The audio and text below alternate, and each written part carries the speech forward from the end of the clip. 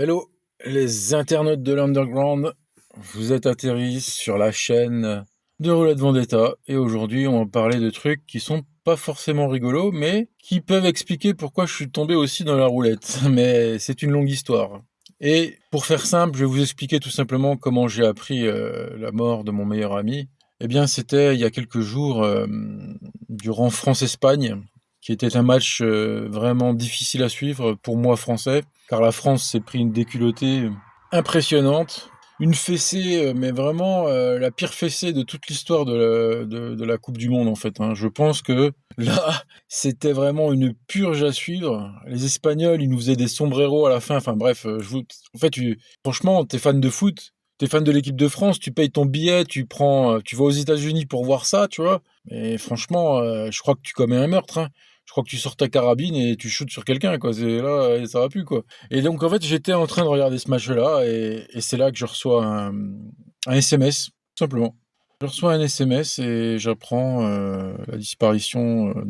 Pour le respect des gens, le respect des familles, etc., je vais pas employer des véritables informations concernant mon ami. Je vais pas dire son vrai prénom, etc. Moi, je tiens beaucoup à préserver ma vie privée également, hein, quand je suis sur Internet. Vous le savez, vous me connaissez depuis le temps.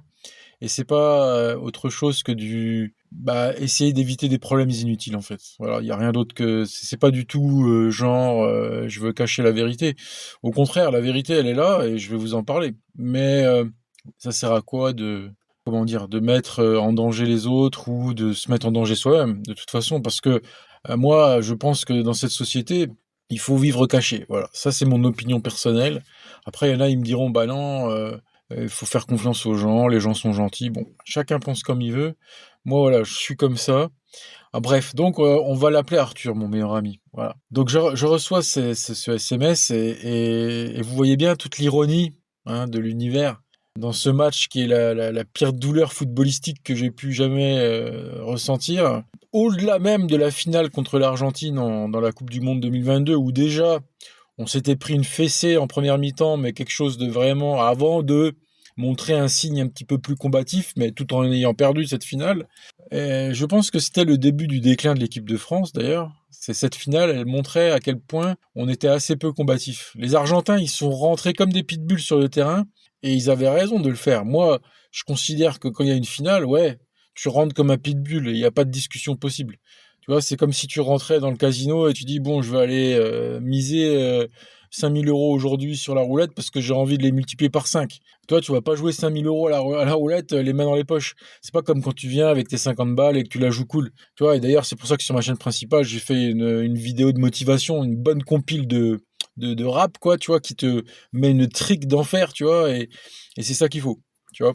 C'est ça qu'il faut si tu veux aller jouer gros, c'est pas d'écouter du Bob Marley, tu vois. Là, il faut y aller, faut se mettre le couteau entre les dents, voilà. Et les Argentins, c'est ce qu'ils avaient fait dans cette finale, et voilà. Donc déjà, là, il y a quelques jours, France-Espagne, mamma mia. Aïe, aïe, aïe. Déjà, ok, je veux bien entendre que l'Espagne, c'est une équipe qui est plus supérieure, qui est supérieure à la France de par sa maîtrise technique du ballon, d'accord.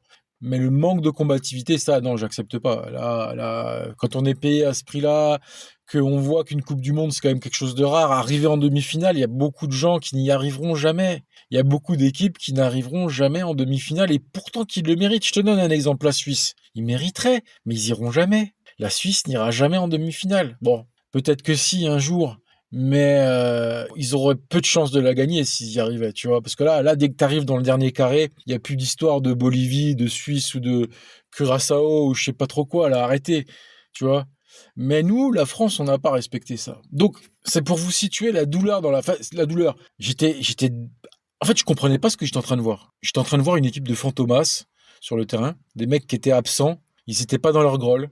Tu vois, franchement, honnêtement, franchement, tu me foutais dedans, j'étais meilleur. Ah, tu me foutais au milieu, moi, tu sais, je courais partout, mais je faisais mieux. Les mecs, ils étaient, mais vraiment à l'agonie, quoi. C'était vraiment, franchement, honnêtement, à croire qu'ils étaient payés. Franchement, tu regardais ce France-Espagne et tu dis, mais les mecs, ils sont payés, c'est pas possible. Parce que je veux bien que si, que ça, que Deschamps, il soit un peu trompé aussi dans sa composition. Le milieu de terrain, c'était pas ça. Bref, on va pas refaire équipe 21, tu vois. Donc j'étais dans dans cette douleur.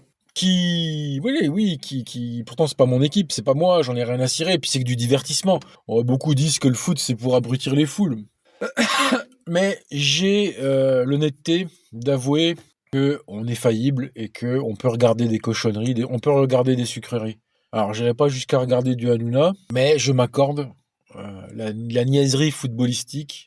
Je me l'accorde parce qu'il n'y a pas grand-chose qu'on peut s'accorder quand on bosse beaucoup. Il faut quand même de temps en temps.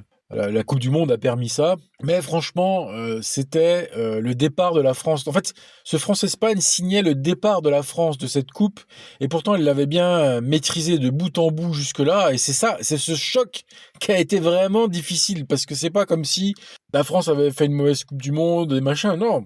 Tous les matchs avant France-Espagne, ils étaient beaucoup plus que corrects. Ils étaient satisfaisants. Je dirais pas parfait parce que non, c'est pas vrai, mais satisfaisants. Contre le Paraguay, j'ai été très satisfait du match contre le Paraguay, qui était un match au piège. Les autres matchs, bon bah c'était des matchs, voilà, on a eu des équipes en face de nous qui étaient pas forcément, voilà, qui étaient pas forcément des grandes équipes. Donc c'est sûr que moi c'est le Paraguay qui m'a le plus impressionné, quoi. Parce que là je me suis dit putain le Paraguay qui avait pourtant battu l'Allemagne juste avant, tu vois. Mais après voilà, donc c'est pour bon, je vais en finir avec ça, mais c'est pour te dire le contexte. Donc je reçois ce SMS et là je dis ok, en fait pourquoi dans la vie, il y a toujours des messages dans les événements. Ça, c'est comme ça. En fait, si tu veux, ça pouvait pas être la veille, non, c'était en plein dans le match, je reçois le SMS. Alors, et tu me diras pourquoi la personne fait ça. Bon, bah, certainement qu'elle savait que j'allais être devant le foot, peut-être, tu me diras. Donc, je reviendrai pas sur qui me l'a appris, tout ça. Donc, en fait, en vérité, comme le dit la science, il n'y a pas de hasard. Puisque une action en entraîne une autre et que si tu retournes à la mère nourricière de toutes les actions qui est le Big Bang, bon bah, en fait c'est à cause du Big Bang. Si j'ai reçu ce SMS, c'est à cause du Big Bang puisque c'est le premier acte fondateur de l'univers. Le premier acte fondateur de l'univers, c'est bien le Big Bang, mais est-ce que le Big Bang est le premier acte de l'univers? C'est pas sûr. Mais en tout cas, voilà, on va pas rentrer dans de la philosophie de malade, mais c'est pour vous expliquer que, en fait, notre cerveau, il a tendance à attribuer des significations dans les choses qu'on voit, et tu peux pas prouver ce que tu dis des fois. Tu vois, tu peux pas prouver qu'il y a une ironie dans ce qui se passe. Comme un message caché. Tu peux pas le prouver, mais c'est toi qui vas en faire finalement. Mais moi, je trouve qu'il y a voilà, vous me direz ce que vous en pensez, si vous avez envie de vous exprimer, mais voilà, moi je trouve qu'il y a quand même une certaine ironie. Voilà, le match, tu sais, moi qui suis l'équipe de France depuis 98, tu vois, je m'intéresse vraiment à l'équipe de France, bah, comme tout le monde, hein, depuis 98 où là, elle s'est révélée. Parce avant 98, l'équipe de France, je l'ai toujours connue en difficulté, puisque moi, j'ai pas connu l'époque Platini où ça allait. Moi, j'ai connu l'époque d'après où, tu vois, t'avais Euro 96. La France, elle était assez passable, voire minable, j'ai envie de vous dire. Rien à voir avec France 98. Et quand France 98 est arrivé, j'ai commencé de m'intéresser beaucoup avec l'équipe de France parce qu'il y avait vraiment une âme, il y avait quelque chose. Ça n'a jamais été parfait, mais on a quand même gagné 2 Coupes du Monde, on a été en finale une paire de fois. C'est pas anodin. Pour moi, ce jour de France-Espagne, je suis désolé, c'était pas anodin. Bref. Donc, moi, mon ami Arthur, je vais vous expliquer, si vous voulez un peu comprendre, parce que c'est une histoire qui est riche en enseignements, qui est quand même grave, parce que ça a été douloureux, cette histoire avec Arthur, je vais vous expliquer. Donc, comment déjà je l'ai rencontré? En fait, Arthur, c'était un ami d'enfance au quartier. Donc moi, si tu veux, j'habitais dans un pavillon, mais dans un quartier. Tu sais, ça arrive des fois que dans les quartiers, comme on dit HLM, il y a des pavillons, tu vois. Et donc là, oui, il y a des pavillons au milieu, tu sais, quelques pavillons au milieu, tu vois, pour dire on a mis quelques pavillons. Donc, si tu veux, j'étais un peu l'extraterrestre dans tout ça. Tu vois, déjà, quand tu es un des rares pavillons au milieu des tours, ça fait de toi une espèce de guignolux à l'eucalyptus, j'ai envie de te dire. Oui, j'ai eu une enfance, voilà, assez spéciale à cause de ça. J'y reviendrai peut-être dans des podcasts futurs, mais là, c'est juste par nécessité que je vous en parle, la nécessité de resituer bah, comment j'ai connu Arthur. Donc, en vérité, au début, on n'était pas vraiment des meilleurs amis. Ce qui s'est passé, c'est en fait, tout le monde connaissait tout le monde au quartier. Donc, en fait, moi, j'avais pas vraiment de meilleur ami au quartier à part mon voisin au départ. Mais en fait, mon voisin, c'est pareil, c'est encore une autre histoire. Mon voisin, ça a été longtemps, enfin, Il habitait dans la tour juste en face de chez moi et ce mec-là, ça a été mon ami, mais plus dans la jeunesse, avant les histoires que je vais vous raconter là. Donc, mais à part ça, tout le monde se connaissait un peu, voilà. À part ce voisin-là qui habitait dans et on était passionnés de rap tous les 2, bon ça c'est une autre histoire. Donc à part lui, mais lui c'est parti en cacahuète parce qu'il est parti, il a déménagé, bref, non il a eu un gosse. À partir du moment où il a eu un gosse, terminé quoi, je l'ai plus vu. Bref, mais Arthur, en fait, on se voyait, on se connaissait, tu vois, mais sans être des grands amis. C'est-à-dire que, tu vois, genre, j'avais 13 ans et des fois on se voyait au terrain de foot, je sais pas quoi, tu vois. Et qu'est-ce qui a vraiment fait qu'il y a eu une étincelle, une première étincelle qui a jailli entre nous? C'est qu'un jour, il est venu me voir et il m'a dit, voilà, écoute, je suis dans la merde. J'ai piqué 50 balles dans le porte-monnaie de mon père et quand il est rentré du boulot et qu'il a vu qu'il y avait les 50 balles qui manquaient, il m'a dit, si ce soir, quand je rentre du boulot, toi, le lendemain, il lui a dit, si ce soir je rentre du boulot et qu'il n'y a pas les 50 balles, tu vas te prendre la raclée de ta vie en clair. Parce que, bon, je vais pas dire de quelle nationalité il était, parce que, tu vois, voilà, je trouve que ça apporte rien au propos, mais on va dire que dans sa culture à lui, à Arthur, les padrés, ils rigolent pas, tu vois? Donc je pense qu'il serait pris 2-3 coups de ceinturon ou tu vois? Donc et en fait, il est venu me voir, il me fait: «Putain, je suis dans une merde, apocalyptique. J'ai fait ça et je les ai usés, je peux pas les rendre, en fait. Les 50 balles», c'était 50 francs, tu vois? À l'époque des francs, c'est pour te dire. Et à l'époque, 50 francs, c'était quelque chose, tu vois? C'est pas comme maintenant. 50 francs, si tu le mets en euros, franchement, tu pourras t'acheter peut-être un Malabar si tu as envie, tu vois? Avec 50 francs aujourd'hui. Mais à l'époque, 50 francs, t'allais à la salle de jeu en ville, tu faisais plusieurs baby-foot, plusieurs, bornes d'arcade, Tetris et puis encore un coca et après peut-être un paquet de chips, tu vois? J'en sais rien, c'était infini. Ce que tu faisais avec 50 francs à cette époque-là, putain. Et il est venu me voir, il me dit: «Bon putain, je suis dans la merde et tout». Donc moi, ce que j'ai fait, bah, j'ai été voir mon père et je lui ai dit: «Écoute, voilà, je lui ai expliqué la situation, voilà, j'ai besoin de 50 francs, tout». Bon, ça a été, tu vois? Parce que bon, voilà, bon, donc en fait, c'est l'acte fondateur. Mais en fait, c'est un acte isolé parce qu'après, si tu veux, on s'est complètement perdu de vue. Mais on va dire que cet acte-là, a été un acte fondateur parce que quelque part, il était un peu redevable envers moi, si tu veux. Parce qu'en fait, il me l'a dit après, quelques jours après, il m'a dit: «Putain, tu m'as sauvé la life, quoi, tu vois? Je t'en dois une. Je t'en dois une parce que, voilà». Bref. Donc voilà comment, on va dire, il y a eu un acte fondateur parce que voilà. Et on s'est un peu perdu de vue et moi pour vous resituer, bah, c'est pareil, moi j'ai quitté la ville ensuite par la suite parce que qu'est-ce qui s'est passé? Je suis parti faire mes études, voilà quoi, tu vois? Le truc aussi qu'il faut comprendre, c'est que ça a foiré. C'est ça qu'il faut tout de suite dire et pour comprendre dans quel état dans quel état d'esprit j'étais, si tu veux, quand, je suis parti pour faire mes études, bah, c'est qu'en fait ça s'est pas très bien passé. Voilà. Ça s'est assez mal passé, à tel point que j'ai développé, bah, une espèce de déprime, tu vois?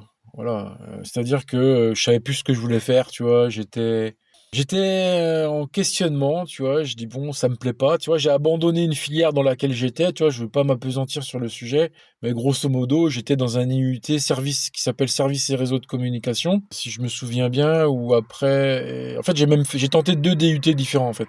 Donc c'est vraiment, une double erreur, en fait, si tu veux. J'ai fait double erreur, c'est-à-dire j'ai tenté 2 DUT qui m'ont pas plu.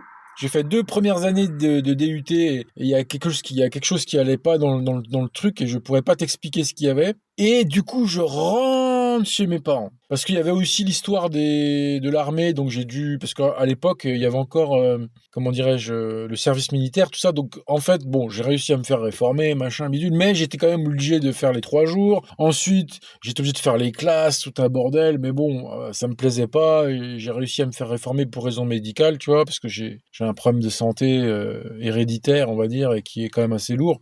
Donc ça veut dire que si c'est héréditaire, bah, mon père et moi, on est unis par ce gène défaillant, si tu veux. Donc j'ai réussi, voilà, bon. Mais donc du coup, tu vois, il y avait l'histoire de ouais, je suis revenu chez mes parents parce que, bah, j'arrête l'armée, j'arrête les études. En fait, j'étais en arrêt de tout, quoi. Arrêt d'armée, arrêt d'études, en fait, j'étais plus en fait, j'étais là, je me dis: «Mais en fait, je ressentais plus rien, en fait». J'avais plus d'émotions, j'avais plus de sensations, d'émotions, tu sais, tu là, tu juste une bouche à nourrir, tu vois? Tu vois, tu la vingtaine, t'es chez tes parents, tu sais pas ce que tu veux faire de ta vie, mais vraiment, tu sais pas du tout, mais vraiment zéro quoi. Il y a même pas une petite lueur d'espoir de te dire: «Ah ben, je sais pas, je vais aller faire boulanger», tu sais? Parce qu'après, à partir du moment où tu sais ce que tu sais faire, peu importe ce que c'est, tu vois? Tu peux être, je sais pas, parachutiste, clown, j'en sais rien, professionnel de vélo, de cyclisme, j'en sais rien. Bref, tout est bon quand tu sais, mais quand tu sais pas, tout est mauvais, en fait. Tu mauvais. En fait, quand tu sais pas ce que tu veux faire, tu deviens le bouc émissaire. Déjà tes parents, ils te regardent comme ça avec des gros yeux, mais qu'est-ce qui se passe, tu vois? Et pourtant ils sont là, tu vois? Et ils te nourrissent et tu là et et c'est la merde, tu vois? Et en fait, je vagabondais et moi, si tu veux, comme j'étais parti depuis quand même, assez longtemps de ma ville et je vois bien que, eh bien, je connaissais plus grand monde et ça me paraît assez clair, en fait, hein. Et donc du coup, ça rajoutait un petit peu au truc, quoi. C'est-à-dire que, toi, tu reviens dans ta ville, tu sais plus ce qui s'est passé, le temps a passé. Toi, tu es parti pendant 2 ans et quelques. Il y a eu l'armée plus 2 ans de DUT et cetera. Un peu plus même parce que je crois que, non, c'est bien 2 années de DUT, mais, après j'arrête, l'armée j'arrête, machin et tu vois? Je me retrouve un petit peu dans un monde, parallèle un peu. Toi, tu es chez tes parents, mais bon, voilà, d'accord et c'est pas top, mais quand tu sors dehors, il y a plus personne que tu connais, tes amis, ils ont tous fait un peu leur vie, machin, bidule et tu vois? J'errais comme, voilà, j'errais comme, je dirais un ectoplasme dans la ville. Tu sais, j'avais ma voiture, tu vois? À l'époque, j'avais ma petite bagnole et tout et increvable, tu vois? Et je roulais dans les champs, j'allais partout. Mais j'avais personne vraiment, à qui me reposer à part mes parents, mais les parents, je discutais pas trop avec eux. Donc tu vois, j'étais un peu dans une misérabilité, qui était, vraiment, de niveau assez élevé et c'est là que, hasard de l'univers ou pas, je tombe sur Arthur, en fait. Je tombe sur Arthur, ce mec que j'avais aidé, quand j'étais plus jeune, tu vois? C'était il y a très longtemps avant, hein. C'était dans la jeunesse, tu vois? Parce que l'époque des 50 francs et compagnie, voilà, donc c'était il y a longtemps, machin et je retombe sur lui comme ça, alors que j'étais au plus bas niveau, quoi. Tu vois? En fait, j'étais dans ma bagnole, tu sais, je m'en rappellerai toute ma vie, tu vois? Tu sais, c'est des souvenirs qui te tu sais, quand tu es bas comme ça, tu sais, quand tu sens que même, tu sais, ton âme, elle pourrait presque toucher le sol. En fait, ton âme, elle pourrait, comment t'expliquer? Ton âme est tellement à nu, tu as tellement plus aucune protection, tu as plus d'enveloppe, protectrice autour de ton âme. Tu as plus d'ego, tu as plus d'orgueil, tu as plus rien. J'étais tout nu, en fait. Mon âme, elle était tout nue, en fait. J'étais comme ça, j'avais plus de foi en rien, en fait. J'étais anéanti pour différentes raisons, parce qu'après ça peut s'expliquer, bah, déjà de tous les problèmes que j'ai eus en étant jeune et tous mes problèmes, ils se sont soldés finalement par un échec total dans la société, en fait. Et ça, c'était le tampon ultime, qui venait aller sur mon front pour dire: «Ce mec est un gros loser, un gros raté». Et ça fait mal, mais ça se traduit physiquement. C'est pas non plus que ça fait mal, ouais, OK, non, ça se traduit physiquement par, une décorporation. Tu vois? J'étais décorporé. C'est pour te dire à quel point j'en étais, tu vois? Je me sentais en fait, c'est l'impression que j'avais beau être dans ma voiture, assis dans ma caisse, j'étais dans le parking, tu vois, du très loin du centre-ville, tu vois? Pas loin du centre-ville, tu as une espèce de parking où des fois j'aime bien me poser comme ça, en me questionnant sur ce que je vais faire. Est-ce que je vais aller faire un tour en ville? Est-ce que je vais faire un tour au lac? Est-ce que je vais faire ci? Est-ce que je vais faire ça? Parce que tu vois, il y a quelques lacs autour de ma ville, d'enfance, enfin c'est stylé, tu vois? Mais là, j'étais pas bien parce que là, j'étais décorporé. Toi, t'as plus de corps. T'as plus de corps, mais à la fois le corps physique, mais à la fois le corps moral. Le corps moral, toi, c'est tout ce qui entoure ton âme, c'est l'ego, l'orgueil, tout ce qui fait que t'as des objectifs, que si, non, là, t'es comme une feuille vierge, presque, je sais pas comment expliquer. Quelqu'un, il viendrait, il te soufflerait dessus, tu t'envoles. Chut, terminé. Mais en fait, voilà comment j'étais. C'est pour te dire, voilà, j'étais comme ça, posé. Et voilà que Arthur, il arrive, en voiture, je crois aussi, et qui se pose pas loin, tu vois, un truc comme ça, tu vois. Et bah, forcément, bah, on se parle, tu vois? En fait, lui aussi, il allait mal. En fait, on s'est rencontrés, on était dans un parallélisme assez incroyable, comme des frères siamois qui se seraient, séparés pendant un certain temps et on se retrouve là et en fait, il est à peu près dans la même situation que moi, alors peut-être moins poussé, mais lui, si tu veux, il avait une grosse pression familiale. Lui, c'était quoi son problème? Il devait bosser pour ramener de l'argent et en donner à ses parents, en donner, un peu partout. En fait, il avait une grosse responsabilité sur les épaules. Tu vois, c'était un peu le seul qui travaillait un petit peu, à l'époque. Tu vois, il avait un petit frère qui pouvait pas bosser, et cetera et lui, si tu veux, il devait aller ramener l'argent Donc, tu vois, il faisait des petits trafics à côté pour arrondir, machin, mais il avait une grosse pression sur les épaules. Et à un moment donné, la pression devenait trop grande pour lui, tu vois, et il commençait de... Un peu comme la pression que moi j'avais, mais dans un tout autre genre. Tu sais, moi, c'était la pression sociale de réussir, parce que mes parents, ils m'avaient toujours encouragé à vouloir aller loin, etc. Mais moi, si tu veux, j'avais redoublé, j'avais fait des conneries. Tu sais, en fait, j'avais tout fait pour pas devenir adulte, en fait, quelque part, tu vois. Si on prend, enfin, on pourrait croire que c'est ça, si tu veux, mais en fait, c'est pas vraiment ça, tu vois. Mais quelqu'un qui regarde le parcours, on dit, oh, le mec, il a pas envie de grandir. Mais c'est plus compliqué que ça, en fait. C'est peut-être une peur. Oui, effectivement, une peur de ce monde, tu vois, tel que ce monde de la performance, en fait, tu vois. C'est-à-dire qu'il faut non seulement quitter sa famille, mais devenir performant. Et lui, il commençait déjà d'être performant puisqu'il travaillait à l'usine, tu vois, il travaillait à l'usine, etc. Et il travaillait de nuit en intérim, mais ça payait bien, tu vois. Mais malgré toutes ces choses qui lui arrivaient, malgré que moi, tu vois, je faisais un peu d'intérim aussi à cette époque-là. Tu vois, je garde, comme je vous avais dit un coup, là, j'étais gardien de porte d'autoroute, tu vois, pour que les camions qui font des travaux sur l'autoroute, ils puissent rentrer. Donc toi, ton seul taf, c'est d'ouvrir la porte. Enfin bref, tu sais, des trucs qui remontent pas ton orgueil, tu vois. C'est pas des tafs qui remontent ta confiance en toi. Ok, t'as de l'argent, tu touches de l'argent. Et puis je me rappelle, je me pétais des fois des amendes à la con. Tu sais, des fois, je me rappelle, tu bosses, pourquoi? Pour payer des amendes, tu te fais flasher au radar ou je sais pas quoi. En fait, l'argent, il disparaissait, j'arrivais pas à comprendre comment. Toi, pourtant, j'avais pas de loyer à payer, voilà, t'es chez les parents, quasiment nourri, logé, tu bosses un peu à droite à gauche, mais ton argent, il disparaît, tu sais, t'as la voiture, t'as tout, c'est ça, ça va vite, en fait. Parce qu'à l'époque, t'es pas bon gestionnaire. Donc, si tu veux, tous les deux, on était dans un état qui était pas folichon. Et en fait, on a fusionné à partir de là. Ce qui s'est passé, c'est que on a fusionné. C'est comme si les Siamois se retrouvaient. Et donc, à partir de là, on a beaucoup traîné ensemble. On a beaucoup parlé. On passait des soirées des soirées entières à parler, tout ça. Et lui, si tu veux, il m'a enseigné toutes ses astuces à lui, en fait. Lui, si tu veux, il avait toutes ses astuces pour survivre avec ses problématiques à lui, en fait. Lui, il avait une problématique qui était simple. C'est donner une image parfaite et que personne ne soupçonne. Parce qu'en fait, par exemple, là où il travaillait à l'usine, fallait pas que les gens se rendent compte qu'à côté, il faisait aussi du trafic, tu vois, pour arrondir les choses. Parce que lui, derrière, il fallait qu'il donne... Tu sais, ses parents, ils travaillaient pas. Son père, il avait eu un accident de travail, etc., etc. Sa mère, elle travaillait pas, machin, bidule. Puis bon, il parlait pas bien français, machin. Enfin, donc en fait, si tu veux, c'était l'homme de la famille, quelque part. Et il en fallait de l'argent. Il en fallait. Donc, lui, il fallait, quelque part, qu'il joue, si tu veux, un espèce de rôle, quand même. Et ça m'a été extrêmement utile, son enseignement, parce que à partir de là, j'ai appliqué son enseignement et c'est ce qui m'a permis ensuite d'aller décrocher des diplômes et des emplois. Parce qu'il m'a donné cette petite science. C'est la science de pas montrer tes faiblesses. C'est la science de d'avancer masqué, un peu de manière machiavélique, de pas dire forcément tes intentions et surtout d'apprendre, d'observer.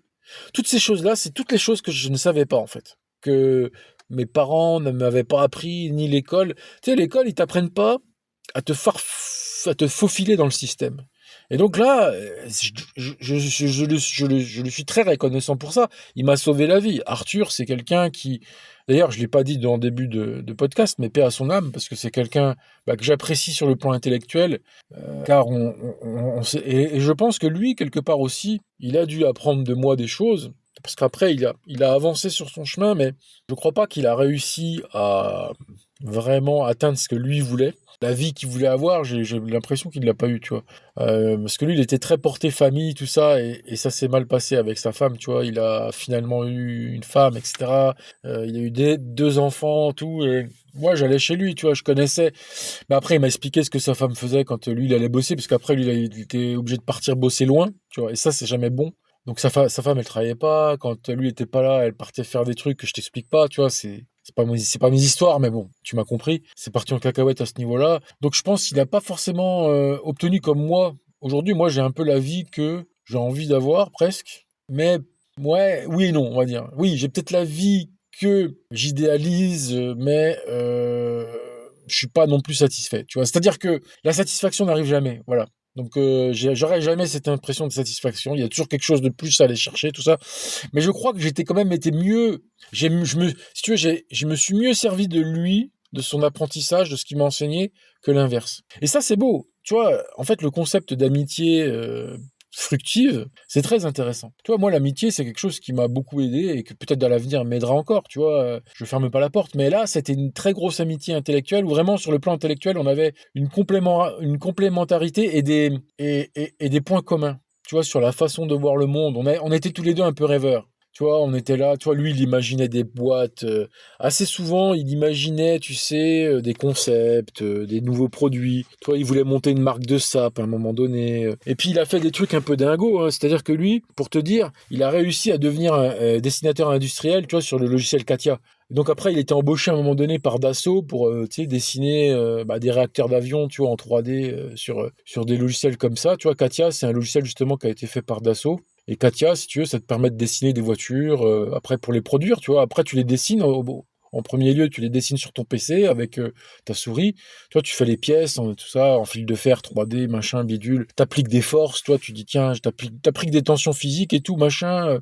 Et à la fin, ça part en production, tu vois. Donc lui, il a réussi à faire ça. Je crois qu'il avait fait une formation à l'AFPA, tu vois. Bref, tu vois, c'est un mec, il était capable de faire des trucs assez hallucinants, tu vois. Parce qu'en fait, on s'est retrouvés. En fait, c'est ça qui est complètement dingue, c'est qu'on s'est retrouvés plus tard aussi, quand j'étais sur Paris pour faire mes études. Bah, il me dit, ah tiens, je suis sur Paris, je bosse pour Dassault et tout. Donc on s'était revus et tout. En fait, on a eu vraiment des belles périodes, vraiment sympa.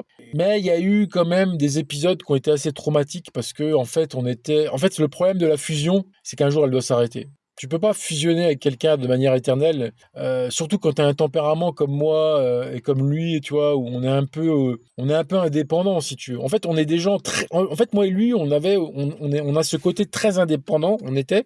Et donc, du coup, on a fusionné parce que on était tellement faibles qu'on en avait besoin. Tu vois, on s'est rencontrés comme deux électrons faibles qui doivent se rencontrer. Mais à la fin, notre destin, c'est d'être seul, si tu veux. Et donc, du coup, c'est pour ça que forcément, bah, il y a eu des frictions au cours de nos diverses aventures. Je t'en donne une de friction. C'est qu'il me dit, OK, je vais aller dans mon pays d'origine, on va aller en vacances, toi et moi, je vais t'emmener, tu vas voir mon oncle, je vais te présenter mes cousins.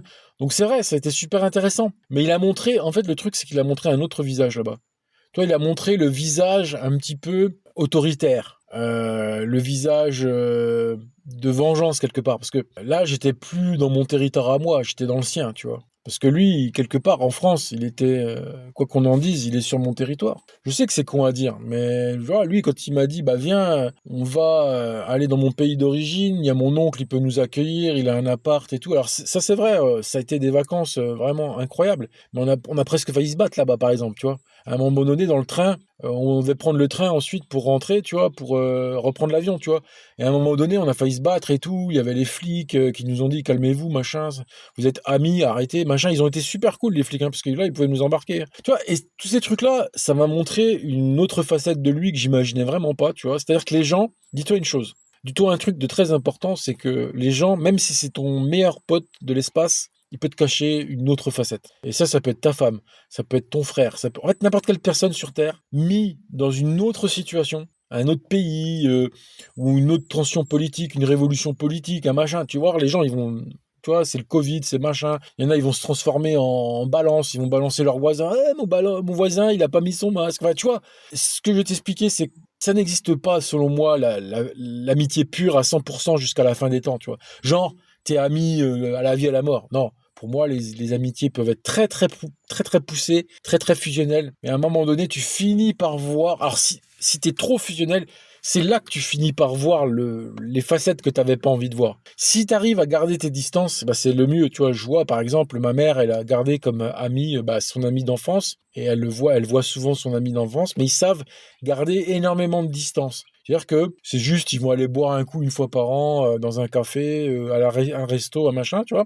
Mais c'est ça qu'il faut faire si tu veux faire perdurer une amitié. Mais là, nous, on avait voulu fusionner, c'est-à-dire que j'étais tout le temps, à un moment donné, il avait son appart près de chez mes parents. Bon, bah, j'étais tout le temps fourré chez lui. Ensuite, moi, quand j'ai commencé d'avoir ma maison, la maison actuelle où je vis, là, bon, bah, il venait là-bas, tu vois, il passait 3 4 jours.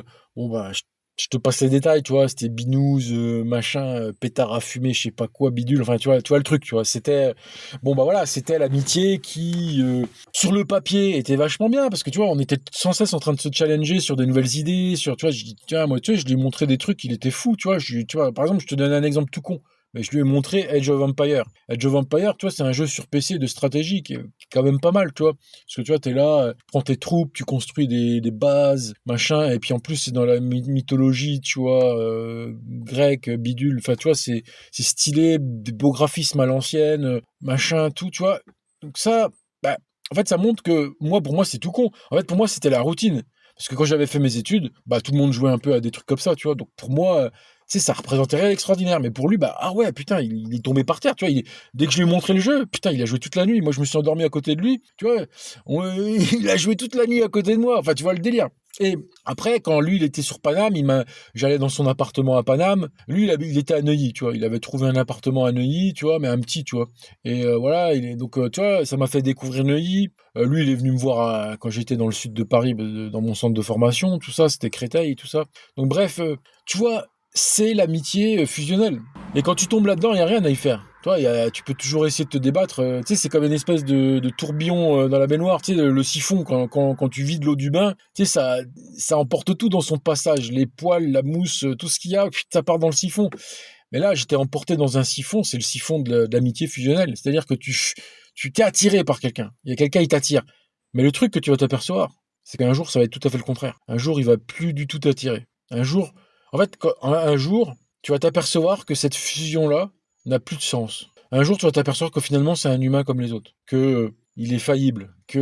En fait, il y a cette espèce aussi de lumière dans les yeux que tu peux avoir pour quelqu'un, mais une sorte d'admiration, mais c'est du vent en vérité. Parce qu'il y a personne à admirer. Personne n'est admirable. Pourquoi? Parce que tout le monde fait pipi caca, tout le monde est pareil. Mais c'est comme quand tu es amoureux d'une fille, ou c'est comme que voilà, c'est ce qu'on appelle une bromance, tu vois, une bromance, t'es dans la voilà, oui, t'es dans l'amour de ton pote quelque part, parce que c'est de l'amour presque.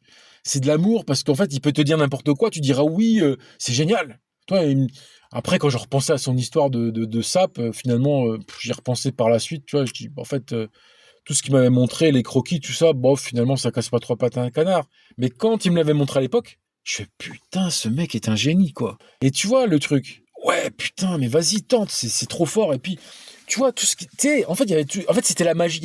C'est la magie du frère siamois, quoi. Tu te dis, ce mec-là, c'est mon frère siamois. Il est trop fort. Et lui, il voit en toi aussi quelque chose d'extraordinaire. Mais après, lui aussi, petit à petit, il va moins le voir. Et toi aussi. Et donc, tu sais, c'est mutuel. C'est pas genre que moi qui décrète du jour au lendemain que ce que j'ai toujours cru sur lui n'est pas vrai, mais c'est inverse aussi. Par exemple, lui, il y a un truc qui le faisait halluciner chez moi. Il me dit, mais toi, tu peux rester squatté chez toi pendant toute la journée sans rien faire, calmement. Moi, je suis quelqu'un de très casanier, je peux être très casanier, tu vois. C'est-à-dire que moi, il venait en vacances chez moi, et il me dit, je sais pas comment tu fais là, rester 3 jours enfermé comme ça, moi je peux pas, quoi. Et je le comprends. C'est pas rigolo mais qu'est-ce que tu veux que je fasse? J'allais pas lui inventer des activités que je connaissais pas. En fait, ouais, on avait été en boîte, mais une fois que tu as été en boîte, ok, bon, bah voilà, on était en boîte. Ensuite, tu vois, on n'avait pas l'idéologie d'aller se balader en forêt, par exemple. En fait, il nous manquait, on était très orientés, ouais, tiens, on va acheter des binous, on va écouter de la musique, tiens, on va faire des jeux vidéo. Mais tu sais,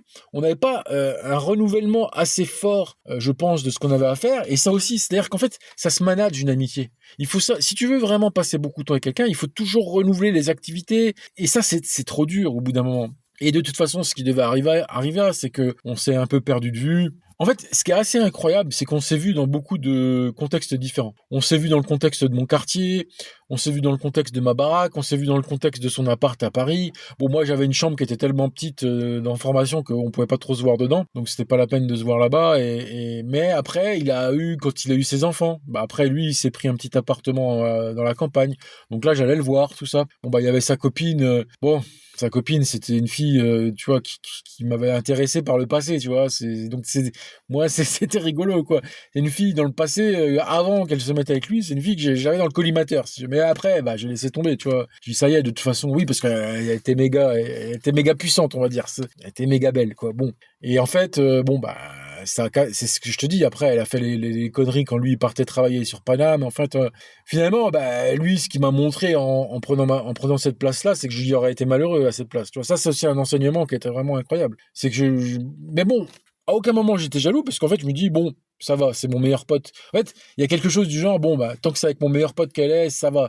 Ça aurait été avec un Gugus, machin, ouais, mais bon. Donc, en fait, On s'est rencontrés, on s'est parlé, on s'est fréquenté dans beaucoup de contextes différents, et ça, c'est assez incroyable. On s'est à l'étranger, quand on était chez son oncle et tout. C'était vraiment, ouais, c'était vraiment rigolo tout ça, hein, parce que ça nous a permis d'apprendre beaucoup, parce que on était toujours un peu aussi dans le macho, truc macho, de se challenger, tu vois, de s'envoyer des petites vannes. Tu sais, on se vannait à longueur de temps, mais toujours pour quelque part de nous tenir éveillés quelque part comme des hommes, quoi, tu vois. Et ça, c'était rigolo aussi, parce que ça te forge. En fait, c'est le frère que j'avais jamais eu en quelque part. Tu vois, moi, j'avais pas eu de frère, donc j'avais une sœur, mais avec une sœur, tu peux pas faire le macho, quoi, tu vois. Là, deux potes virils qui s'envoient des vannes à longueur de temps et qui se challenge intellectuellement en disant tiens, t'as vu ce nouveau logiciel, t'as vu ce nouveau truc. Parce que moi, lui, si tu veux, il connaissait pas la programmation. Alors tu vois, je dis tiens, regarde, je vais te montrer HTML, bidule. Bon, à l'époque, c'était encore l'époque de HTML, mais tout ça. Enfin bref, mais tout ça a eu une fin qui a fait que à la fin, c'était plus des vannes, c'était des sous-entendus. Tant que c'est des vannes, ça va. Mais quand ça devient des sous-entendus lourds de sens, tu vois, quand ça devient de la rancœur, bah moi j'ai dit dans ma tête, c'est moi qui ai fait le pas de m'éclipser petit à petit, tu vois. Et donc c'est pour ça que j'ai appelé ce podcast Mon meilleur ami est mort 2 fois, parce que la première mort, elle est là en fait. La première mort, elle a eu lieu, bah voilà, quand j'ai décidé dans mon esprit de tirer une croix sur lui en fait.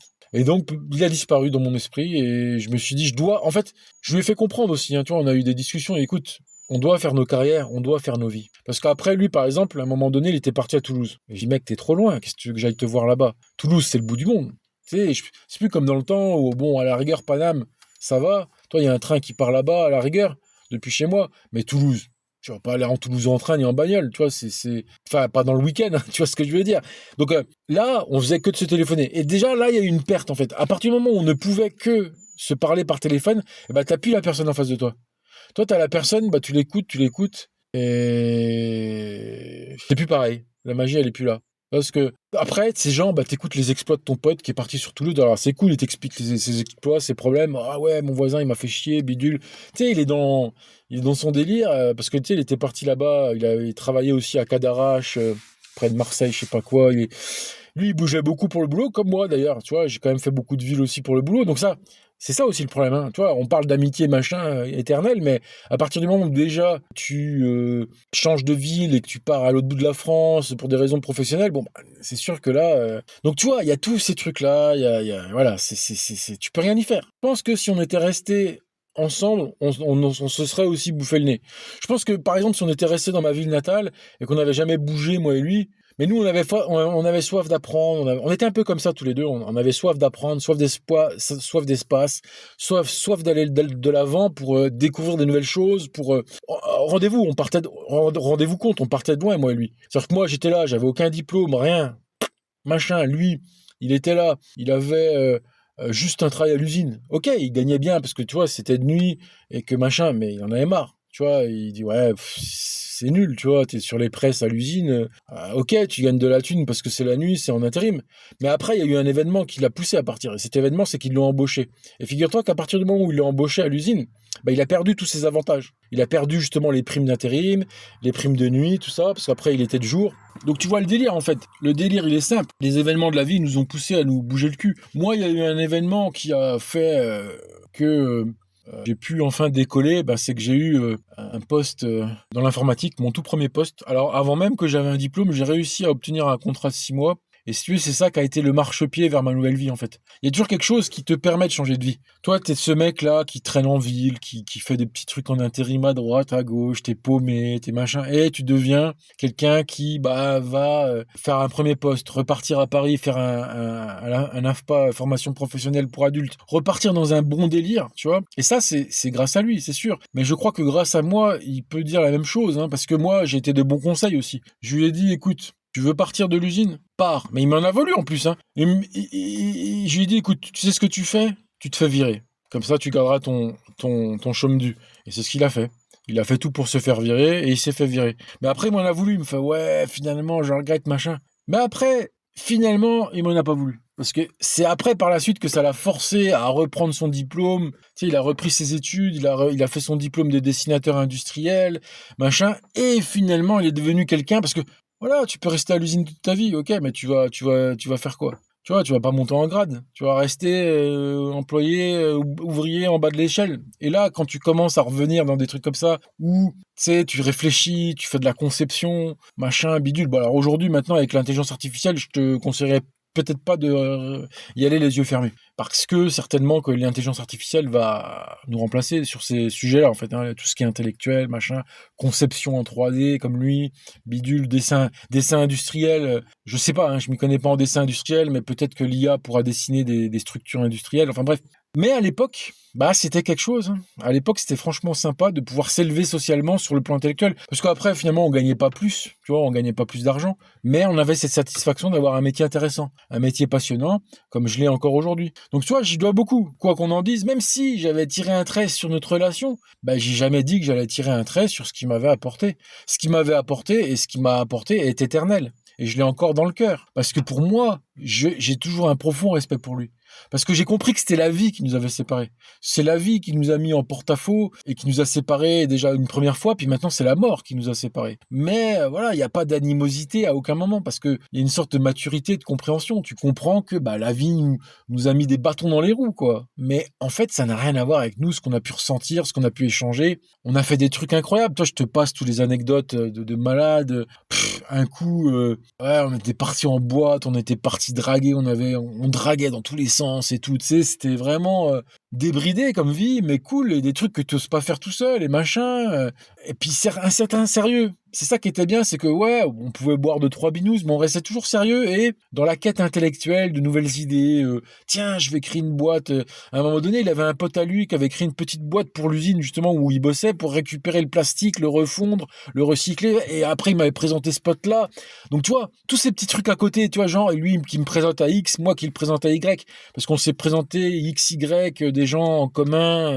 Tu sais, il y a eu des trucs comme ça, quoi, tu vois. Bref. Mais après, moi, j'ai eu cette capacité de switcher dans mon esprit. Je dois être seul. Ah, c'est sûr, c'est un changement de vie, hein. Parce que quand tu as des amis, et surtout un meilleur, parce que bon, il y avait lui, puis tout notre groupe de connaissances qu'on a pu se forger au fil du temps. Mais quand tu décides comme moi, du jour au lendemain, de dire non, je dois avancer seul maintenant. Tu sais, c'est une décision qui est dure. Mais tu le fais, c'est pour toi.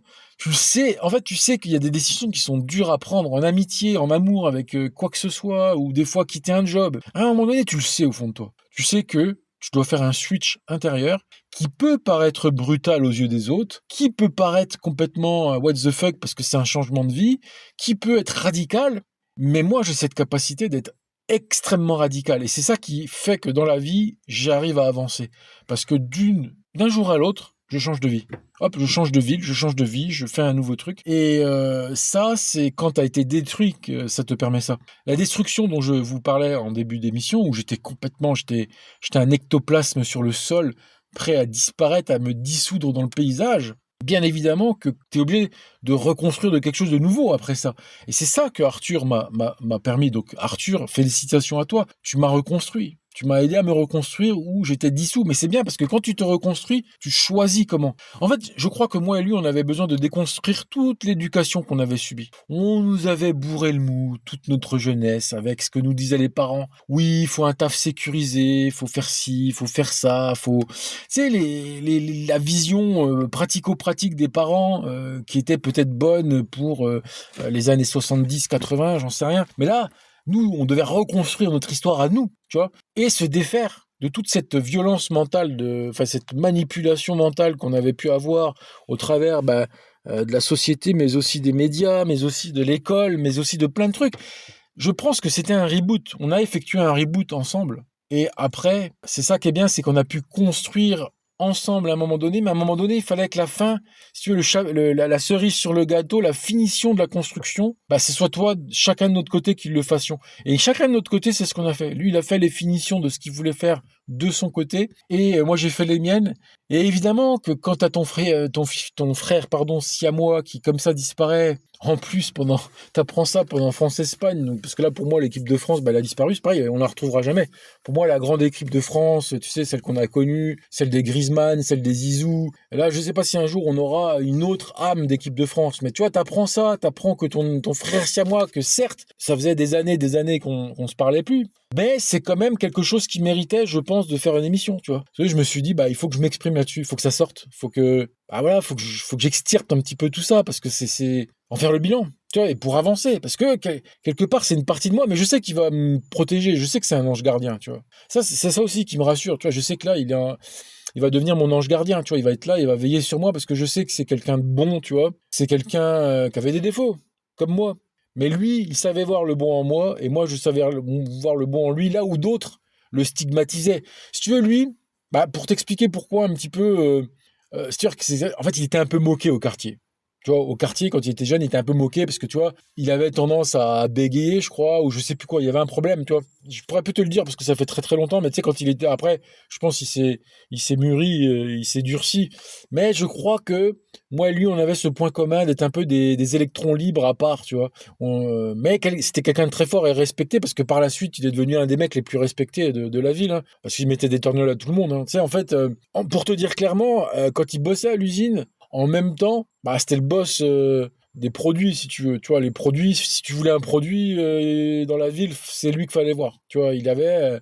Et puis, du jour au lendemain, quand il a senti que ça commençait à devenir le roussi, parce que tu vois, c'était les premières époques des téléphones.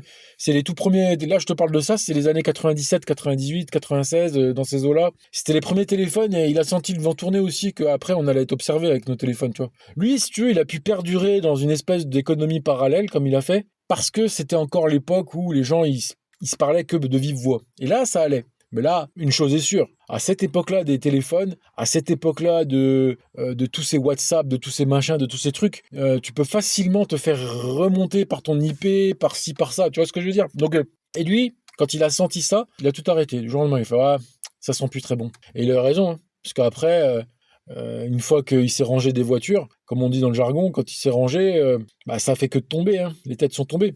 En fait, si tu veux, c'était une crapule, mais une crapule intelligente. Une crapule qui montrait plutôt une image à tout le monde de mec normal qui bossait. Toi, c'est la crapule maligne que tu pourrais voir dans les films américains où le mec il est en costard mais il fait un peu des dingueries. Bah c'est un peu ça, c'est que le mec tu le vois la journée, c'était monsieur propre, tu vois. Mais non, c'était pas monsieur propre parce que il fallait qu'il nourrisse la MIFA, tu vois. Il fallait qu'il nourrisse la MIFA, il fallait qu'il se nourrisse lui, il fallait qu'il avance dans la vie, parce que, tu vois, les projets qu'il avait en tête, c'était pas des projets qui étaient gratuits, tu vois. Et bon, finalement, il les a pas faits, tu vois. Il voulait monter sa boîte, tout ça. Finalement, il est devenu simplement un dessinateur industriel. Mais regarde ce que ça permet des fois de faire des choses un peu à la marge. C'est que, ok, à une époque, tu peux être à la marge, mais parce que c'est qu'une époque. Et après, ton destin, il est d'en sortir. Et c'est pour ça qu'il faut toujours, quand vous jugez quelqu'un, il faut aussi voir l'image globale. Oui, tu peux croiser quelqu'un à une époque et te dire ce mec-là, il est louche. Ouais, mais louche pourquoi? Louche parce que t'as pas le choix. Louche parce qu'il en faut de la thune. Louche parce qu'il faut bien que t'avances à un moment donné. Et moi, j'en étais pas à ce point-là. Tu vois, j'ai jamais trop. Si, un peu, tu vois. Fatalement, il a eu un peu de mauvaise influence sur moi, tu vois. Mais du jour au lendemain, on s'est calmé, tu vois. Parce qu'en fait, si tu veux, tout a une mode et tout a une fin. Tu sais, à une certaine époque, il y a eu une mode, c'est que tout le monde faisait n'importe quoi. Toi, il y a une époque où, en fait, si tu veux, comme il n'y avait pas les téléphones portables pour nous tracer, comme il n'y avait pas ci, il n'y avait pas ça, bon, ben, forcément, bah, tu sais, en fait, on se sentait complètement libre de faire ce qu'on avait envie, quoi, tu vois. Il n'y avait pas cette notion aujourd'hui que, bah, n'importe qui peut te mettre sur écoute, quel système peut te vidéo-surveiller, parce que là, à l'époque, mon pote, mais il n'y avait pas de vidéosurveillance. Tu te baladais en ville, tu pouvais faire ce que tu voulais. Là, maintenant, aujourd'hui, je suis retourné, bah, justement, là, j'étais ce week-end voir mes parents, tu vois, et je me baladais en ville, mais en fait, il y a même des coins qui j'aurais jamais pensé qu'il y a des caméras, tu vois, des coins qui sont même assez loin de la ville, tu vois. Tu vois, des coins où c'est plus la nature, machin, à côté, tu vois, mais il y a quand même des caméras.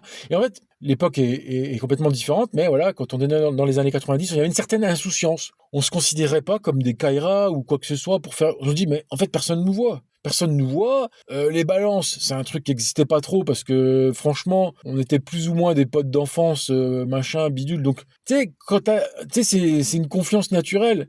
En fait, la confiance, elle est naturelle dans la vie. C'est pas un truc qui se calcule, la confiance. Quand tu grandis avec des gens, plus ou moins, alors évidemment, j'ai pas été tout le temps avec lui, mais tu vois, il y a une espèce de connaissance. En fait, le respect, il vient d'avoir vu les gens grandir. Tu vois? On s'est vu grandir les uns les autres. Il a vu aussi les difficultés que j'ai traversées. Moi, j'ai vu les siennes. Et c'est de là-dedans que naît la confiance. Donc, dans ces histoires-là, il n'y a pas de balance. Il n'y a pas de balance possible. Ça n'existe pas. Les balances, c'est quelqu'un qui balance quelqu'un d'autre, c'est quelqu'un qui l'a pas vu grandir. C'est moi, je te parle de Arthur. Moi, je le considère comme un frère, tu vois, parce que moi, j'allais chez lui manger. Bon, je connaissais pas trop ses parents parce que ses parents, tu sais, c'était des gens assez discrets, assez humbles, tu vois, et gentils, tu vois. Mais par contre, tu vois, bah, je connais lui. Ses enfants, on a kiffé parce que tu vois, on emmenait ses gosses à la fête foraine, on leur faisait faire des manèges et tout. C'était hallucinant, quoi. Hallucinant. Tu vois, moi, le fait qu'il ait des enfants, c'est comme si c'est moi qui les avais eus, tu vois, quelque part. Tu vois, parce que j'ai vu ce que c'était quand j'ai vu aussi quand il a divorcé. J'ai vu toutes les difficultés qu'il a rencontrées quand, tu vois. C'est pas des amitiés normales. C'est pas genre, ouais, moi, j'ai déjà eu des amis, par exemple, j'allais au boulot et le mec, il me disait, tiens, on va boire un pot à la fin avec les collègues. Ah, j'appelle pas ça des amis, tu vois. Ouais, ok, c'est cool. Mais moi, les amis, pour moi, bah, c'est les mecs à qui t'as grandi au quartier, tu vois. Voilà. Moi, le quartier, ce sera toujours une bonne époque dans ma tête. Ce sera toujours des bons souvenirs parce que il y a pas eu trop de débordements. Toi, c'était pas genre le quartier, genre ouais, il va se passer des dingueries. Non, c'était quartier plutôt, tout le monde se connaît. C'est plutôt ouais, il y a toujours deux trois dingueries, mais globalement, c'est plus quelque chose de structurant qu'autre chose et qui t'apporte des valeurs humaines. Moi, si tu veux, j'ai d'énormes valeurs humaines. J'accorde beaucoup tu sais, de crédit à la parole donnée, à la franchise, à la droiture, au comportement amical où tu trahis pas, tu vois, tu trahis pas tes amis, machin, des trucs qu'aujourd'hui beaucoup ne comprennent pas. Mais moi, ça me vient de cette époque-là, en fait. Ça me vient de cette époque-là. C'est pour ça que demain, si je fais du business, il faut que ça peut pas être avec quelqu'un d'autre qu'une personne que je respecte et qu'elle me respecte. Parce que j'ai appris c'était quoi le vrai respect, même si à la fin, moi et Arthur, on s'est un peu, comment dire, mis sur une autre longueur d'onde, on n'était plus sur la même longueur d'onde, mais il y avait toujours un respect.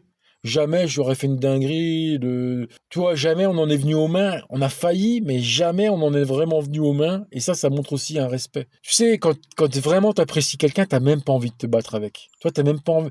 Si, l'envie, elle vient, mais à la fin, il y a un truc qui te bloque parce que c'est ton frère, tu vois, et c'est même plus que ton frère vrai, parce que ton vrai frère vrai, tu l'aurais, tu pourrais te battre avec. Toi, les frères, en général, ils se mettent des tôles et tout ça. Mais ses frères, genre, bah non, on peut pas se mettre des nions. Donc, on pouvait pas se mettre des nions parce qu'il y avait. Et pourtant, Dieu sait qu'on était des costauds, Dieu sait qu'on était plutôt des gens à pas se laisser faire, et Dieu sait que lui, c'était un mec, tout lui faisait flipper tout le monde. Parce que, tu vois, il était un peu cramé dans son esprit, tu vois. Vu tout ce qu'il a traversé, tu sais, il fallait pas l'emmerder, tu vois. Je me rappelle un coup, il s'est battu contre tous les videurs en boîte. Parce que, tu vois, les videurs, ils voulaient pas qu'il boive ils voulaient pas qu'il emmène son verre sur la piste. Et lui, il l'a fait quand même. Et en fait, les videurs, ils y sont tombés dessus, et lui, il s'est battu contre tous les videurs. Bah les couilles, alors il s'est pris une tôle, hein. Il s'est fait défoncer la gueule, mais il a pas abdiqué, tu vois, ils sont partis devant, si tu veux. Ils l'ont sorti, et lui, si tu veux, il avait juste pris sa ceinture pour se défendre, il a sorti sa ceinture, et il a commencé à mettre des coups de ceinture à droite à gauche sur les videurs, mais les videurs, évidemment, comme ils étaient 5, 6, machin, ils ont fini par avoir le dessus sur lui. Mais il n'y a pas d'histoire, je te sors des guns ou des machins, non, lui, c'était, voilà, je fonce dans le tas, machin, et ils ont eu de la chance, parce qu'après, tout le quartier voulait les descendre, défoncer la boîte, et puis finalement, ça s'est pas fait, parce que bon, en fait, on était des gens raisonnables. Tu vois, on n'était plus des petits, tu vois, on était des gens âgés.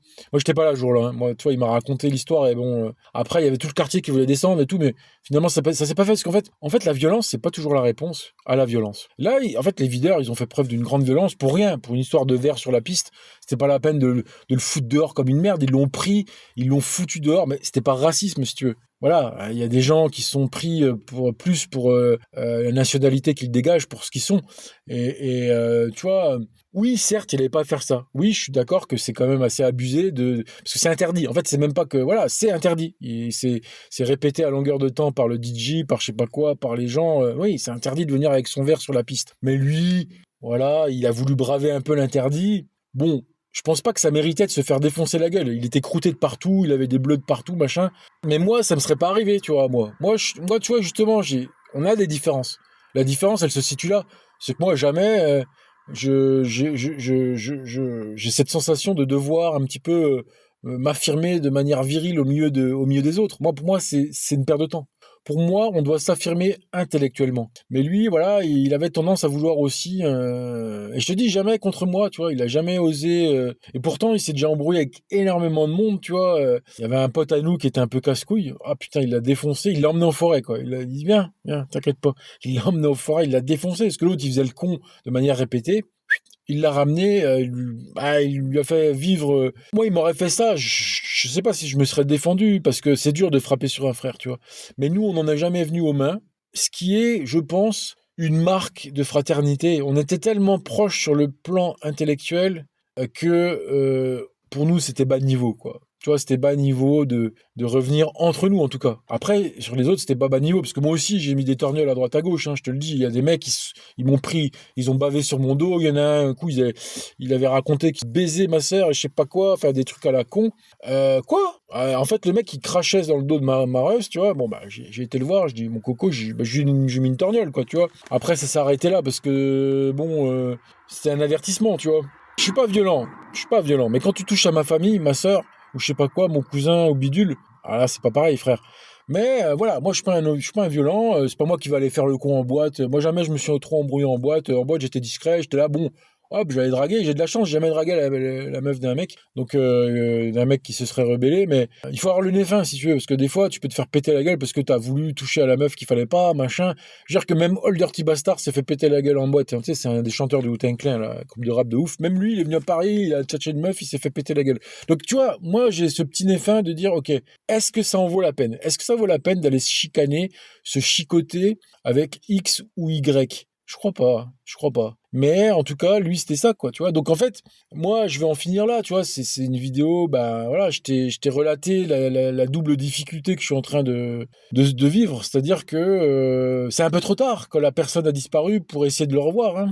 Et c'est un peu le message que j'ai envie de te dire. S'il y a des gens que tu apprécies vraiment, essaye de. Tu vois, si tu t'es mis en froid, c'est pas. Tu sais, c'est que moi, j'ai fait ça parce que j'ai voulu aussi protéger mon évolution. Parce que je sais que je dois évoluer dans la vie. Je sais que je dois évoluer vers quelque chose de supérieur, c'est-à-dire l'entrepreneuriat. Et je sais que dans ce cadre-là, je devais faire des choix forts, en fait. Tu dois faire des choix forts. Je te donne un exemple. Mes parents, je les vois beaucoup moins. Ça, c'est un choix fort. Tu vois, je sais que je vais moins regarder la télévision. Tout ça, si tu veux, c'est des choix qui sont d'ordre mathématique temporel. Ta journée fait 24 heures. Est-ce que dans cette journée de 24 heures, tu vas accorder du temps à ton ami? Ça se discute. Ça se discute. Oui, tu vas dire, est-ce que l'amitié est plus forte que certaines priorités que tu vas te mettre dans le cadre, par exemple, de tes objectifs? Ça, c'est des questions qui sont dures. Mais si tu fais abstraction de tout ça, bah oui que je regrette un peu. Parce que j'aurais pu, par exemple, essayer de me recontacter avec lui. Alors, je crois qu'on s'était reparlé un petit peu, comme ça, vite fait. On s'était croisés sur Facebook, je crois, et on s'était croisés aussi dans un magasin. Mais ce n'était plus ça. Ce n'était plus... Je veux te dire, on ne s'apportait plus rien. Et tu vas me dire, je suis un profiteur, tu vas me dire. Tu vas me dire, je suis un utilitariste. Parce que tu vas me dire, alors toi, ça veut dire que si ta relation elle est plus fructueuse avec ton ami, eh bien, tu vas aller vers autre chose. Ben, on peut dire que je suis assez sans pitié, ouais. Je suis assez sans pitié parce que à partir du moment où, pour moi, une relation ne me fait pas, mais moi, en fait, si tu veux, elle l'a fait à une époque. Cette relation m'a élevé, moi et lui. Et ça, j'aurai un respect éternel pour ça. Et c'est pas la personne que je vais quitter, mais c'est simplement que notre temps passé ensemble est plus destructif que constructif. Parce que c'est pas simplement un manque de constructivité. C'est, je sens, une énergie qui devient contraire. Quand une énergie avec quelqu'un devient contraire, ben, ça va faire que tu vas te sentir mal. Ça va faire que tu auras des querelles de plus en plus inutiles et futiles. Parce que moi, je distingue la querelle futile et la querelle inutile. La querelle utile, c'est celle qui débouche sur une solution palpable, qui débouche sur une nouvelle idée, qui fait avancer le schmilblick, qui te challenge. Mais quand les querelles avec ton pote, ça ne te challenge plus, c'est-à-dire que ça ne t'oblige plus à te questionner, parce que tu vas tout de suite te bloquer. Dire, ah putain, fais chier. Toi, tu vas plus être dans, se dire, ah, tu sais, il y avait ce petit côté, ah, c'est pas totalement con ce qu'il me dit là. Tant que ça t'inspire, tant que la critique de l'autre sur ses attaques peuvent potentiellement t'inspirer, mais c'est en vérité de la constructivité quand même. Ça a beau être sous l'égide de la chamaillerie, sous l'égide de la chambrette. Ouais, entre mecs, il y a de la chambrette, il y a, tu vois, ouais, je suis plus fort que toi à ça, ou non, c'est moi qui ai raison, et ci et ça. Tu vois, il y a ce petit côté dans la vie, machin, mais nous, il n'y a jamais eu un qui a voulu dominer l'autre. Il n'y avait jamais ça, en fait. Ça, on peut dire, le côté sympa dans cette relation, c'est qu'il n'y en a jamais un de nous deux qui voulait dominer l'autre. Genre, ouais, je suis plus fort que toi, machin. Non, ça a toujours été, on est, comment dirais-je, on est de bonne volonté. C'est-à-dire que si on dit quelque chose à l'autre, c'est pas dire, ouais, je suis plus fort que toi, machin. C'est parce qu'on est vraiment intimement persuadé de détenir la vérité. Et c'est ça qu'il faut comprendre. C'est que des fois, tu peux te chamailler avec les gens parce que tu es persuadé d'avoir raison, mais c'est pas t'as envie d'avoir raison à tout prix. Parce qu'envie d'avoir raison à tout prix, c'est que tu vas avoir même envie d'avoir raison sur un sujet dont tu n'es pas vraiment sûr. Et ça, je le vois. Par exemple, je te donne un exemple. Ma mère, elle veut avoir tout le temps raison. Même sur des sujets qu'elle maîtrise pas, même si, tu vois, et ça, c'est typiquement un truc féminin. Mais nous, on avait cette espèce de pureté d'esprit à admettre quand on ne sait pas. À admettre quand il y a un sujet, ah ouais, tiens, tu connais Katia? Bah non, je connais pas. Mais genre, un connard, qu'est-ce qu'il aurait dit? Ah ouais, mais là, ton logiciel Katia, bah je connais, je l'ai installé, t'inquiète pas, non, je suis plus fort que toi. Non, ah non, Katia, t'es meilleur que moi. Donc tu regardes et tu fermes ta gueule. Pareil, il voyait qu'en programmation, j'étais meilleur que lui, bah il allait pas me faire croire que j'étais meilleur que lui à un truc où j'étais meilleur que lui. Donc tu vois, mais malgré toutes ces choses-là qui faisaient que j'ai des bons souvenirs, il y a quand même un moment donné où ça s'épuise. Ça s'épuise à cause de la vie, à cause des problématiques différentes qu'on a rencontrées. Parce qu'à un moment donné, on devient tellement différent. Regarde, moi, je suis un mec célibataire qui vise à monter sa boîte, qui vise à aller le plus loin possible dans la créativité. Je veux créer les choses les plus folles, en fait. Moi, c'est ça mon objectif. On aurait pu me dire que j'étais un fou avant l'arrivée de l'IA. Mais aujourd'hui, avec l'IA, c'est faisable. Aujourd'hui, avec l'IA, il y a bien réellement moyen de produire des nouvelles choses très intéressantes. Et voilà, moi je suis dans ça, et donc, qu'est-ce que je veux dire?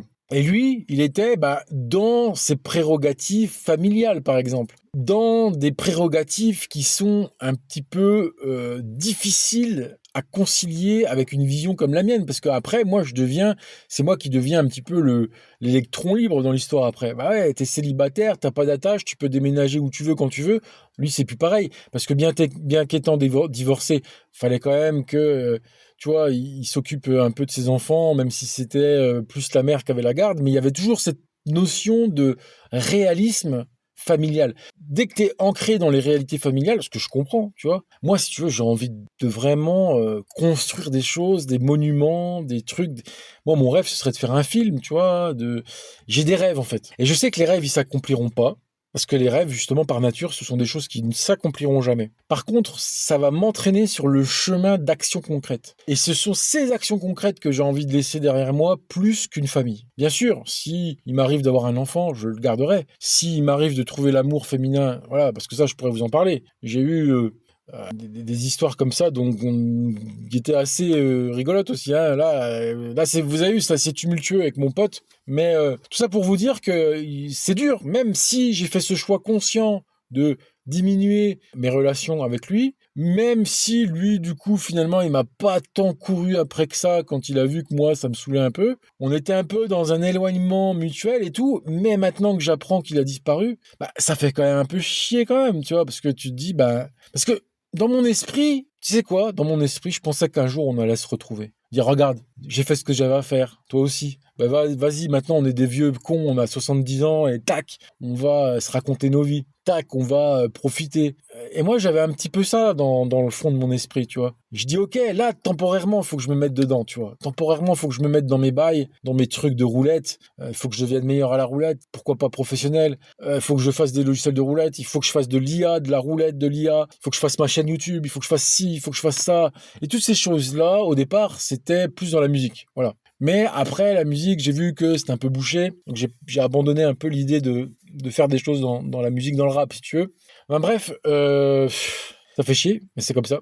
C'est-à-dire, donc, mon message, c'est que rends-toi compte que si tu décides de couper les points avec quelqu'un, réfléchis bien. Parce que ça se trouve, cette personne, tu la reverras plus jamais. Si ça peut largement se faire avec des gens du boulot, si ça peut se faire... mais tu vois, par exemple, mes parents, j'ai décidé de les voir moins. C'est quelque chose que je pourrais regretter un jour. Mais j'ai des raisons. En fait, il y a des arbitrages qui sont impossibles à arbitrer. Il y a des priorités à prioriser qui, même si tu le fais, laissent un goût amer. Faire des choix, ça laisse toujours un goût amer. À la fin, il y a toujours, pour arriver à certains résultats, pour faire des choses, parce que tu vas le faire, le choix, il va même être compris autour de toi. Mais le jour où la personne en question que tu as mis de côté meurt, tu l'as mis de côté pour des raisons de plus toi, te focaliser sur toi, plus mettre sur la priorité sur toi-même, c'est le jour où cette personne en question disparaît, tu te dis, mais en fait, je la reverrai jamais. Je peux pas rattraper le temps perdu. Donc, c'est pour ça, il faut bien réfléchir. Il faut bien réfléchir quand tu écartes des gens pour X ou Y raison, tu vois. Là, aujourd'hui, c'est pas que je regrette à 150%, mais je me rends compte, tu vois, je me rends compte du gâchis, je me rends compte de l'impossibilité de faire cette retrouvaille de fin de vie. Moi, ne compte jamais sur des retrouvailles de fin de vie. C'est du pipeau. Tu peux pas te dire, ouais, bon, j'abandonne un peu mon meilleur poteau et après, on fera une retrouvaille de fin de vie après, une fois qu'on aura fait tous chacun ce qu'on a fait à faire. Non, ça marche pas comme ça. Tu sais pas ce qui peut se passer. Tu sais pas. Voilà. C'est tout ce que j'avais à dire. Tchuss, tchuss, tchuss, tchuss, tchuss, tchuss. À bientôt.